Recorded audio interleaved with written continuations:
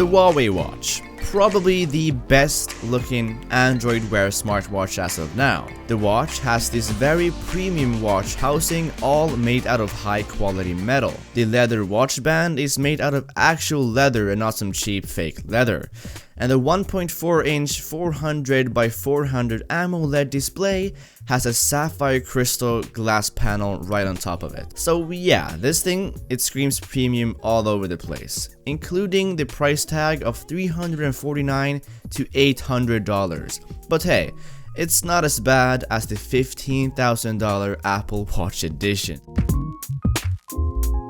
The Huawei Watch comes in this beautiful leather box which opens up to present the goodness inside. You'll find the Huawei Watch beautifully presented at the top. Down below you'll find some manuals, and at the bottom you'll find your charger. Is the Huawei Watch as good as its price tag suggests? Well, we're going to be taking a look at that in this review. We will start off by taking a look at the hardware, then moving on to the software, where we will be taking a look at how functional it is being paired to iOS. If you're more interested in a video from an Android standpoint, please do let me know in the comments down below, and I will give you a few links to some other good reviews.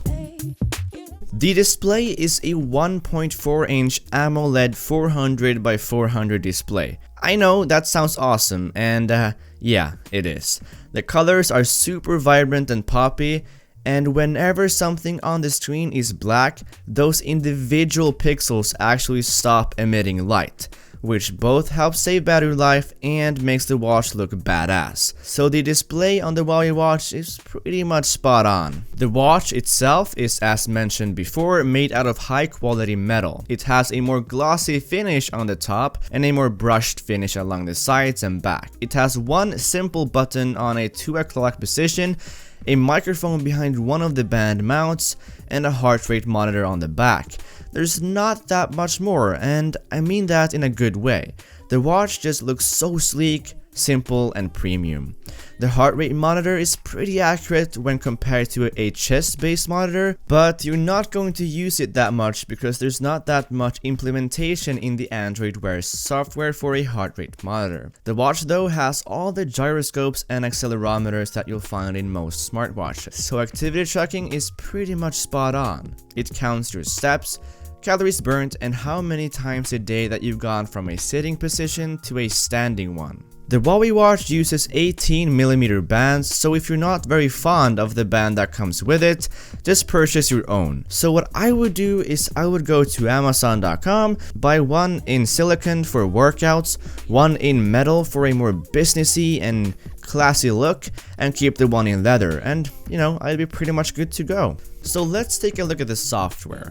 Pairing it to the iPhone was quite simple. You just had to download the Android Wear app and basically pair it like you would with any other Bluetooth device. But functionality. Is it actually okay to use an Android Wear smartwatch with an iPhone?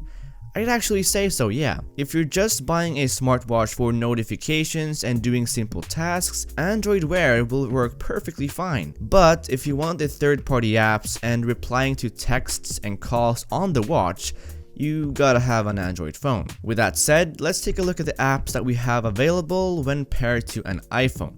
So we've got Agenda, Alarm, Daily Tracking, Google Fit, Fitness Tracking, Flashlight, Google, Heart Rate, Settings, Stopwatch, Timer, Google Translate, and Weather. So yeah, we've actually got quite a bit of functionality, just not the third-party apps and the ability to reply to emails, phone calls, and texts straight from the watch. In terms of watch faces, we get the ones pre-installed on the Huawei Watch and a few select third-party ones.